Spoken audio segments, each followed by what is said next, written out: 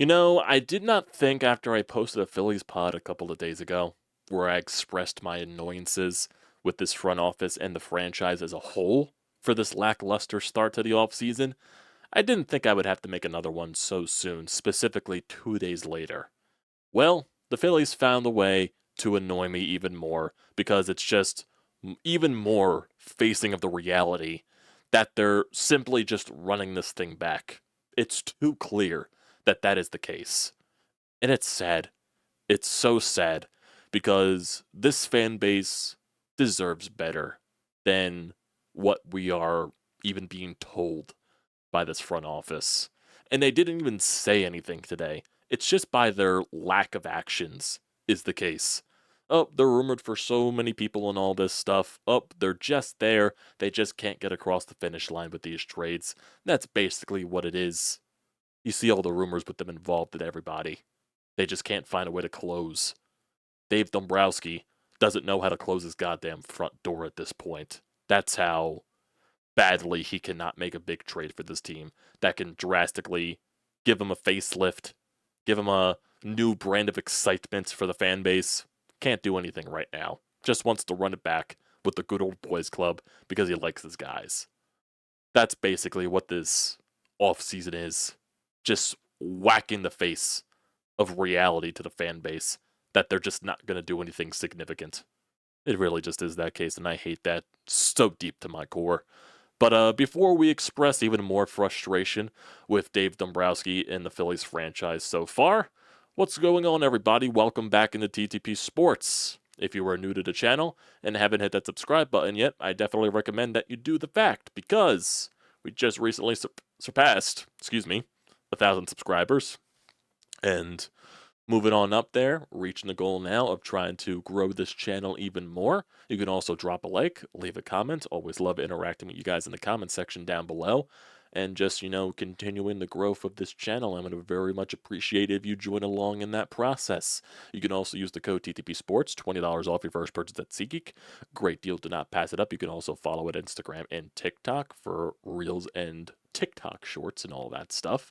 It's a great time. And, I recommend that you join along. So, getting down to the business tonight, once again, expressing frustration with the Philadelphia Phillies. Like I said in the opening, it's clearly evident as day that they're just running this thing back. I don't see anybody now that is out there on the market, that is out there in the free agency market, nor the trade market, that would make any type of significant impact on the Phillies right now. I just don't see that. Maybe you could put an argument out there for Alex Bregman or something like that, or maybe some other bets, maybe like a Teoscar Hernandez or anything there. But I really just don't see it as possible at this point because Alex Bregman, only reason he makes sense for the Phillies is that the Phillies move Alec Boehm, and they completely fucking botched that situation. They botched it. And they keep trying to throw Alec Boehm in these trade rumors, and then they keep telling us, oh, he's not getting traded. Oh, we like Alec Boehm. Oh, I talked to Alec Boehm while he's training down in Arizona and all that stuff. He's ready to go for this season. We're ready to witness another year of Alec Boehm. Oh, yeah, he's definitely going to handle all that very fine. I doubt it. I highly doubt it. Can't imagine Alec Boehm not throwing the biggest temper tantrums in the world, especially after him being thrown in a bunch of trade rumors. And these are not just rumors, by the way. They're literally fucking shopping him. And they can't find a way to get across the finish line because it just doesn't seem that the rest of Major League Baseball values Alec Boehm as much as the Phillies do. So Kyle Tucker, a guy that I would have loved to be in a Philadelphia Phillies uniform, got traded this afternoon, and he's basically been in the rumor mill the past couple of days in terms of trade talks, whether it was the Chicago Cubs or the New York Yankees. The Phillies were involved, and definitely the Phillies rumor came up this morning from Jim Bowden in his podcast, I believe, on MLB Network Radio, that the Phillies offered the Houston Astros Alec Boehm and Nick Castellanos for Kyle Tucker. And the Houston Astros told the Phillies, yeah, fucking get out of here. We're not accepting that shit. Get out of our face. Shove that right up your fucking keister. Now, they didn't say all that, but that's basically what it was. That's basically what it was. Like I said, I don't think, and I think one of the other rumors that I think Jim Bowden even talked about with Alec Boehm, that Houston Astros, the one thing they really don't like about Alec Boehm, they don't think his defense is just up to par with their standards. And that's one of the reasons why they wouldn't acquire an Alec Boehm. I really just don't think the rest of Major League Baseball values Alec Boehm like the Phillies do. And I think the rest of baseball, because the way the Phillies talk about Alec Boehm, they talk about him very highly. The way, he's able to get extra base hits, the way he's able to knock doubles left and right, the way that he's able to drive in runs. He was near 100 RBIs last year. He can give you, on a good year, maybe 20 plus home runs, even though he's 28, 29 years old at this point, and he still can't even get near 30 home runs because that was what he was supposed to be projected to be in his draft, and that was, all the hype surrounding him as a prospect because he had all this fucking natural, raw fucking power, and he still hasn't lived up to that potential yet, and I don't think he's ever going to be because this is probably just what Alec Boehm is at this point, a slap hitter that can knock in runs and maybe hit for, average around 280 or higher. It's what he is. It's what he is. And, his defense is nowhere as close to a disaster as he was when he first was up here for the first few years. It's definitely gotten better to where it's basically like below average type of defense. And that is a miraculous upgrade for Alec Boehm's defense than not. So there is some positive to that light, but still, it just doesn't seem like the rest of Major League Baseball values him just overall. And with the way the Phillies talk about him highly in all those regards, it would make you wonder around the baseball universe, if you valued this guy so highly, why would you trade him? Maybe that's putting a little bit of doubt in the rest of the baseball universe's mind. Okay, if they're valuing him so much, why would they trade him? Oh, that probably means they don't value him as much and they're trying to get more possible in a trade return for him. That's probably the case. So, yeah. Will Alec Boehm be traded this offseason? There's probably going to be all of these rumors surrounding Alec Boehm throughout the rest of the offseason. At this rate, I just don't see it happening because the Phillies clearly are not getting in return what they like for Alec Boehm. You're just not going to at this point. He's most likely going to be a Philly in 2025. He's most likely to be the guy that plays out the rest of his contract. He's going to go in the free agency and blah, blah, blah, blah, blah, whenever his contract expires on that front. That's probably going to be the case because I just don't see it at this point. You tried putting him in the Kyle Tucker trade talks. Houston didn't want him. You tried putting him in talks for Garrett Crochet. The fucking Chicago White Sox didn't want him. That's even saying much. If the dumpster fire franchise that is the Chicago fucking White Sox don't want Alec Boehm and they don't value Alec Boehm, that's saying something, personally. Now, is that just the White Sox being idiotic? No, because they did get a good package for Garrett Crochet with 4 top prospects. So, it's definitely a better return than Alec Boehm at this point. I just don't see it happening. I really don't. And like I said, it going back to Alex Bregman, if people want the Phillies to even try to go after Alex Bregman, it only makes sense if Boehm gets traded, and I just don't see it happening at this rate. I know there's been talks about the Angels circling around Alec Boehm, maybe the Seattle Mariners, maybe that's still a possibility or everything like that. I just don't see it. I just don't see it. Dave Dombrowski does seem very reluctant to trade anybody from the prospect system to make a big impact trade to where you can go out and get a Kyle Tucker, to where you can go out and get a Garrett Crochet. And people always want to come back saying, oh, Garrett Crochet doesn't make sense for the Phillies. They really need to prioritize the lineup. When there is talent out there to be acquired, the team that needs to improve, a team that is trying to win the World Series, a team that is trying to be competitive for long periods of time, they should try to go out and get as much talent as possible. You see all of these teams that are around Major League Baseball, especially the National League, that are constantly going out there and getting talent. Look at the Los Angeles Dodgers every single goddamn year. You can say everything you want about the third money. They go out there and get the guy that they want every single time.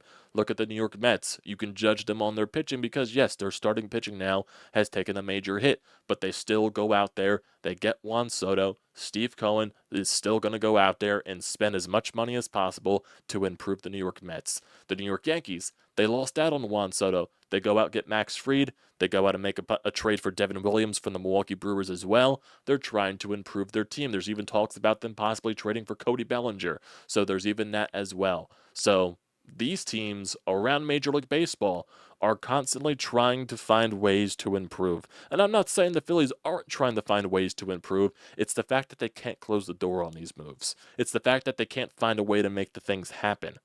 And when they don't make the things happen, they just run it back. Oh, we're fine. Oh, this roster is capable of winning a World Series. Yeah, I'm not saying the Phillies are a bad team. I'm not saying that at all. They're still going to compete in this National League. It's going to be 20 billion times harder. It definitely is, because the Atlanta Braves, they're not going to be as injured as they were last year. They're going to get Spencer Strider back. They're going to get Ronald Acuna back. Even though, yes, they did take a huge loss with Max Fried in their starting rotation, the Braves are not going to be as, down as they were last year. The Mets, they're going to compete because they got Juan Soto. They got no choice but to compete. The Dodgers are always going to be around. The Padres are probably going to be involved. The Cubs, they got better with Kyle Tucker, and they're still trying to improve. I wouldn't be shocked if the Cubs find a way to get involved. The Brewers are always going to be involved. It's going to be a tight race. There's maybe some young and up-and-coming teams as well. The Diamondbacks probably won't be as bad as they were last year in the second half. They'll probably be finding ways to fight. Who knows? Maybe a team like the Washington Nationals find ways to improve. I'm just saying it's not going to be as easy as the Phillies probably think it is, to where they can just get into the playoffs with the same exact thing and not improve, where you're just running it back with the same goddamn roster. You're still going to have the same flaws. Every team around Major League Baseball knows what your flaws is. They're going to exploit those flaws, and you're done. And you're just done. You have the same exact coaching staff. You brought back Kevin Long. You're going to have the same goddamn philosophies. You're going to have the same goddamn issues. You're going to be chasing a bunch. You're not going to walk a ton. You're going to be striking at a ton. It's what it is. You're going to run it back with the same goddamn outfield that was one of the worst offensive outfields in baseball last year, with Brandon Marsh, Johan Rojas, Nick Castellanos. And people say, oh, go get Mike Trout. No, I don't want to touch Mike Trout with a 50-foot fucking pole. Because even though Mike Trout's still a transcendent talent, he's a transcendent talent that can't stay on the field. And he has an albatross contract. Do you really want to trade for an albatross contract for a guy that can't stay on the field? No, it's just not happening. Would Cody Bellinger entice some people? Yeah, I wouldn't mind it, because it would be a different look in the lineup. Could you go out and acquire a Cody Bellinger? Could you go out and acquire a Seiya Suzuki? Because the Cubs do have basically an abundance of outfielders now that they can look to trade. Yeah, there's realms of possibility right there. I just don't know what they do. Yeah, Teoscar Hernandez is still out there, but most likely I wouldn't be shocked if he returned to the Dodgers. People say go out there and get Anthony Santander. I wouldn't touch Anthony Santander with a 50-foot pole either. And that's no knock to Anthony Santander. He had a really good year last year. But there's underlying numbers that I don't like, and makes me think that giving Anthony Santander a lot of money is going to be a major mistake. Yeah, he had a lot of home runs. His averages wasn't good. His on-base percentage wasn't good. His chase rate wasn't good. His strikeout numbers weren't good. There's a lot of things that were career highs for him last year in those specific terms. And, yeah, it doesn't look like it's going to age well. It doesn't look like, might age out poorly. And I would think giving Anthony Santander that type of money would be a major mistake. And no wonder why no one has signed Anthony Santander yet, because he's basically a last resort type of signing. Because when all the other big fish are off the market, we need some type of move. Let's go out and get Anthony Santander. That's basically what it is. And like I said, I'm not knocking him as a player, because he did have a good year last year. But like I said, when I look at the on-base percentage, when I look at the rate that he walks, and he barely walks, he strikes out way more than he walks. His chase rate was goddamn awful last year. So basically, you would just be implementing the same exact issue into this Phillies lineup if you just bring in Anthony Santander. Just no. No, no, no, No, no. Do you make another move for the bullpen? Tanner Scott is still out there. Do you want to pay the money for Tanner Scott? I would say yes, but I have no idea what this team is going to do. Now, are they just going to make no moves for the rest of the offseason? They're probably going to make some moves. And those moves are going to be the Austin Hayes variety, the very minor moves that are going to make you marginally better and not drastically better. Things that are not going to change the dynamic of your lineup better. It's not going to be that case. It's going to be interchangeable guys, guys that platoon in the outfield, guys that platoon at certain positions. That's what it's going to be. And if they do make a big splashy move, I'll be the first one right here to say, fuck it, I apologize. But I just don't see it happening. I personally don't. And yes, I understand that there's a lot of time left in the offseason, way before spring training even starts, way before pitchers and catchers report. I just don't see it at this rate because the people that were out there that you could have gotten and acquired to make drastic changes in your lineup, gone. Gone. You could have gone after a Kyle Tucker. You could have, in my personal opinion. I think you could have beaten the Cubs offer because I don't think Isaac Paredes. Was it just the Chicago Cubs really valued Paredes that much? Because they got Paredes. I think they got a relief pitcher and a minor league prospect or something like that. The package wasn't that gigantic for Kyle Tucker, and that's to be expected. Even though Kyle Tucker, he's going to be a free agent after this season, so yeah, the package wasn't going to be great.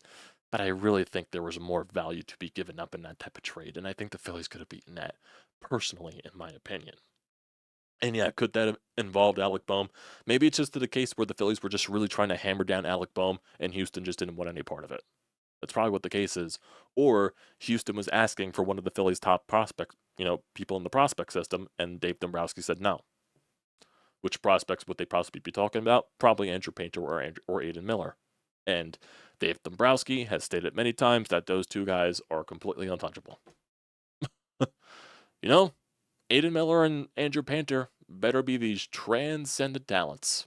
I tell you, they better be. Because if those two are not complete franchise changers, why are they here? Why do you value them that much if they're not going to be what they're part up to be? And yes, I'm excited for Andrew Painter. He probably will make his major league debut next year. He most likely will.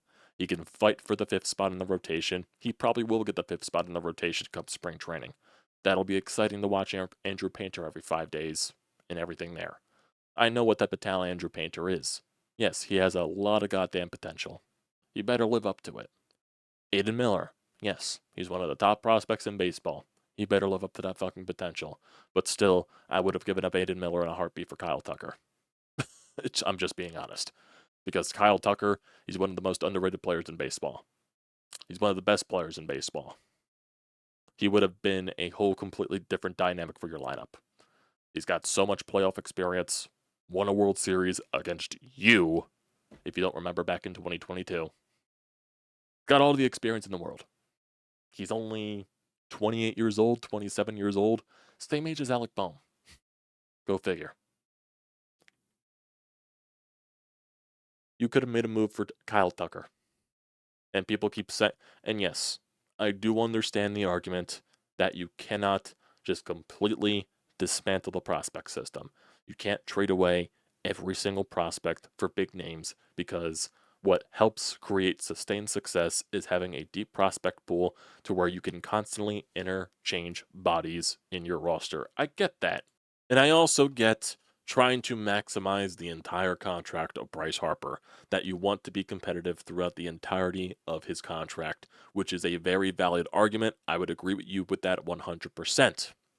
But when you're talking about guys like Andrew Painter, Aiden Miller, Justin Crawford, the Starlin Kappa kid, and all that stuff, when these guys are fully ready to go, because these guys are very young. Andrew Painter's only like 20 years old, same thing with Aiden Miller around that stuff. These guys are very young. When they make their major league debuts besides Andrew Painter, they're probably going to be, 21, 22, 23 years old. They're not going to be anywhere near ready to be fully experienced enough to compete in postseason action to try to win a World Series.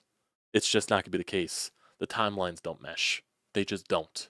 It's the same type of argument when you talk about Joel Embiid and Tyrese Maxey. Joel Embiid, what all the complaints that we have about him right now, he's more in gear and line and shape to go out there at his age to go out and win it and compete for NBA championships. Tyrese Maxey, he's still very young in this league. There's still a lot of room for him to grow. He's not at that ripe age to where he's going out and winning championships and going out to compete for champions every single year. It's just not that case. And it would be the same case for guys like Andrew Painter, Aiden Miller, Justin Crawford, all these other prospects. It's just not the case. The timelines do not mesh with Bryce Harper because by the time these kids are ready, Bryce Harper is going to be in his late 30s. Even though he's most likely going to be extending his contract again to where he's probably in a Phillies uniform until he's in his mid 40s. It's probably going to be the case. So it just doesn't make sense. It doesn't make sense. You should be trying to maximize these few years that you have now. Yes, you have Bryce Harper locked up long term. You have Trey Turner locked up long term. You have Zach Wheeler locked up long term. You have Aaron Nola locked up long term. So those four guys, yeah, you build around them because Kyle Schwarber, this will be the last year of his contract. Nick Castellanos, he has a couple of years left. Bryson Stott, whatever you want to do with him. I'm still not fully giving up on Bryson Stott yet because I still think there's more potential to unlock with his bat more than not, and his glove is just that dynamic at second base / shortstop. So I think there is still more room to unlock there with him offensively. JT Realmuto, this will be the final year of his contract. Your bullpen guys, they're interchangeable. Ranger Suarez, I believe this will be the last year of his contract. You just got, Christopher Sanchez locked up long term. Taijuan Walker, you got to find a way to fucking get out of his contract. Yeah, there's a lot of contracts on this team long term. Specifically, with the Bryce Harpers, the Trey Turners, Nolas, Wheelers of the world, and all that stuff. Yes, and you're definitely going to have to interchange with some guys that are going to be leaving from this roster. And everybody keeps saying that, this Phillies team, they're going to spend again after the 2025 season. They're not giving up after this year, blah, blah, blah, blah, blah. Just wait, they'll spend money again. They'll make big moves again. So what? We got to wait a whole year for them to make big moves again? We got to wait a whole year for them to spend money? No. Because that's basically just saying, we could punt the 2025 season. The 2025 season does not matter. That's basically the argument that you're saying. Because they'll spend in 2026, they'll make all these moves in 2026, don't you worry. It's basically saying, we can just punt 2025. That's what it sounds like. Even though, no, they're not going to punt 2025. That's basically what it is. We got our big moves saved for later. We're not going to make them now. We're going to do it later. That's basically what they're saying, and personally, that's what I feel. Then what's the point of watching the 2025 season? If they don't make any big moves, which most likely will not be the case. And even if the Phillies are competitive come the trade deadline, which they probably will be, don't expect any big move at the trade deadline because that's been Dave Dombrowski's MO in the Phillies front office. He does not make the splashy move at the trade deadline. It's just not part of his MO. Just isn't. So, what's the purpose of watching the Phillies in the 2025 season? Watching Andrew Painter every fifth day, probably? Maybe. Yeah, I still watch for Bryce Harper because he's still one of the best players in baseball. But at the end of the day, and yeah, I'll watch Zach Wheeler every 5 days and all that crap. Yeah, there's still reasons to watch the Phillies, don't get me wrong. But it's going to be hard to get fully locked in and fully die hard when you probably know what the result is going to be at the end of the day. You possibly make the playoffs. You're definitely not winning the division this year. I do not see that whatsoever. I just don't. You're probably more of a wild card team. Just know this offense is going to choke again. Just know this offense is going to go quiet again when the time matters. It's what they've been doing for the past few years. Why would I expect any more? Why would I expect any less? Because it's what they've been doing for the past so many years. It's you're getting to the point where the fan base that you brought back the devoted fans that you bought, they're going to recognize that you're not doing anything much to make this team better. You're not really doing any type of facelift. You're just bringing back the same old group of people. You're going to lose some fans. Is it going to be a sellout every single game? No, probably not. Fans are going to be a lot harder on you this year because you set the expectations on yourself. Because your owner said that he wants his goddamn trophy back. Because your owner said that he's going to spend stupid money. Because his owner said that he's going to do anything possible to get a World Series trophy in a parade back in Philadelphia. And right now, I'm not seeing him doing anything possible to get that back. Even though he was the one at the trade deadline talking about stagnation and being complacent and how this team shouldn't be like that at the trade deadline. You got to take chances when the opportunity comes arise. I'm seeing a lot of miscommunication. I don't see any type of action. Really, it's hard to believe any rumor that is tied to the Phillies because it's most likely not going to be the case. The only person that I trust in terms of Phillies rumors and what's going to happen is Jim Salisbury. He was the one that said the Phillies were gaining traction with Jordan Romano, and then what happened minutes later? National announcement that the Phillies signed Jordan Romano. What about all these other national beat reporters that are talking about Phillies rumors and all this stuff? They say something, it doesn't come to light. The only person you should trust is Jim Salisbury.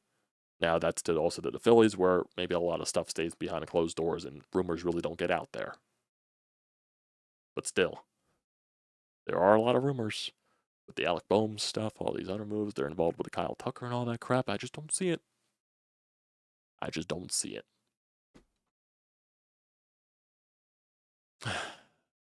I hate being like this. I do. Because I am generally more the positive guy, the optimistic guy when it comes to the Phillies. They're giving me no reasons. They're giving me no reasons to be the optimist. Just how it goes. So, before we end off this video, we do have a call here on the Anytime Hotline from Sean. See what Sean has to say on the Phillies offseason so far. All kinds of different ways I look at this Phillies situation. You know, I've said it to you, Amadeo, and it's the consensus of us all. If they were to run it back, I think that's suicide. I think that just can't happen. But I also at the time understood Dombrowski's situation. The Phillies aren't equipped with their minor league lack of depth to make a trade like the Red Sox did for Crochet. But seeing what's transpired today, yeah, it is a bit concerning. I mean, if that's all that Houston is getting back for Kyle Tucker, you have to wonder why the Phillies weren't in on that more than they were. To see what Milwaukee got in exchange for Devin Williams, you have to wonder why the Phillies weren't in on that more than they were. I don't know. I don't know. I'm still, the one thing that I guess I have hope in is that, there's still a lot of off season left. There's still moves that could be made. Maybe Dombrowski's laying in the weeds and going to hit us with a move that nobody sees coming. There has to be more than Jordan Romano, though, that's for sure. Has been a real letdown with the Phillies. And as I've said also in closing, if they were to run it back, why even watch this team in 2025? Other than watching Andrew Painter pitch at the end of the year, there's really nothing that intrigues you. We already know what the result is before the season even gets underway. Yeah. I even forgot to bring up the majority of the Devin Williams stuff, too. The Yankees traded for Devin Williams, and they traded Nestor Cortez and a second base prospect who's like 24, 25 years old, and he's not even in the top 100 prospects of Major League Baseball. That's all it took to get Devin Williams from the Milwaukee Brewers. He's been one of the best closers in baseball for the past few years. The Phillies really could not do anything with that. I'm just personally asking. How does Nestor Cortez, who is a fourth, fifth starter in this league, a third starter at best, and a very low ranking prospect, a B level prospect, C level prospect. That's all it took to get Devin Williams. And you couldn't even luster up anything to get that.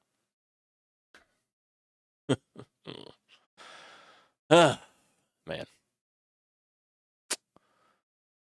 They could have got Kyle Tucker if they really wanted to. Personally, I think that could be the case. I would have given up Aiden Miller in a heartbeat. If they were asking for Aiden Miller for Kyle Tucker, I would have done that in a heartbeat. And no, I don't care that Kyle Tucker is just a rental. You can find ways to re-sign him. You can convince him to re-sign. And it's really just that case that Dombrowski did not want to trade for Kyle Tucker because he is a free agent after this season. And yes, there are rumors that he is going to test the market regardless of what team he is being traded to. Do you want to win or not? Do you want to put your team in a better position to win or not? Because the past few years, your team has not been good enough. Just as the case. You went to the World Series in 22. Yeah, on a sheer miracle run. 2023 was your best shot with this roster. With this specific roster, that was your best shot to win a World Series. You choked against Arizona. Yeah, whatever you want to say, what would have happened against Texas, that still was your best shot with this specific roster, the way that it is shaped right now. This roster, with the way that it is shaped, with the way that it is molded, with the way that it is philosophized, with the way they're hitting, they're not equipped to win a World Series. They're a playoff team. They're going to fight for a playoff spot. They're not a World Series winner. They're just not. They're a team that gets to the wild card round. They maybe win a wild card round, get to the NLDS, they lose in the NLDS. That's what they are. That is what they are with the way they're currently constructed. And you did nothing to go out there and make sure they were improved. And that is your own fault. So, whatever. This team is just full of annoyances. So, had to get my frustrations out again. I apologize for constantly being frustrated with this team, but I'm sure you are as well. And I want to hear your frustration. So, don't forget to leave those comments and thoughts down in the comment section down below. I'd like to see those as always. Don't forget to drop a like. Don't forget to hit that subscribe button. It does me a great deal of service. And also use the code TTPSPORTS, $20 off your first purchase at SEATGEEK. Great deal. Don't pass it up. Appreciate you guys for tuning in tonight. And yeah, I'll see you next time.